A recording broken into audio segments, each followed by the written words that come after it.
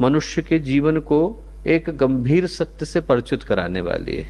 एक लंबी विदेश के देशों की यात्रा थी और यात्रा को करने के बाद विवेकानंद दोबारा भारत को लौटे।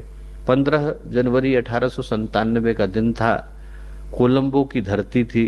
कोलंबो उस समय में भारत की ही भूमि का हिस्सा हुआ करता था। जैसे ही जहाज कोलंबो के तट पर आकर के रुका तो अनेकों लोगों के हृदय में भावना हुई कि स्वामी विवेकानंद के दर्शन किए जाएं। हजारों लोग स्वामी विवेकानंद को देखने के लिए, सुनने के लिए, स्पर्श करने के लिए पहुंचे।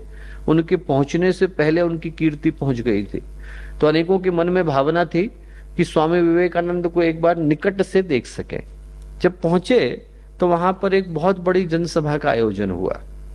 यद्यपि उद्बोधन तो अंग्रेजी में था, पर उसका सूर्यकांत त्रिपाठी निराला ने हिंदी में बहुत अच्छा अनुवाद किया है। तो जो जनसभा के अध्यक्ष थे उन्होंने स्वामी विवेकानंद का सम्मान किया। करने के बाद उन्होंने स्वामी विवेकानंद से एक प्रश्न पूछा। प्रश्न क्या पूछा?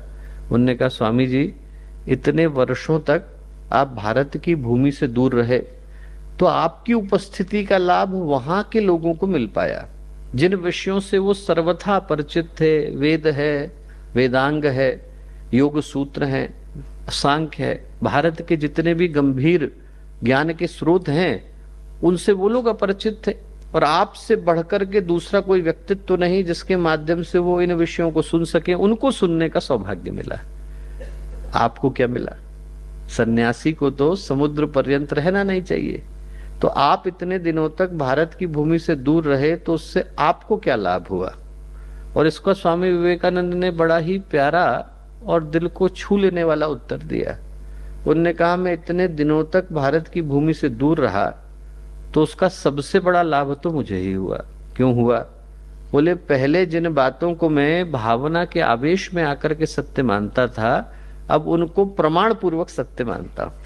पहले लोग कहते भारत जो है देवताओं की भूमि है, ऋषियों की भूमि है, अवतारों की भूमि है, और मैं भी हाँ में हाँ मिलाता था, पर मेरा अपना कोई विश्वास उस विषय में नहीं था।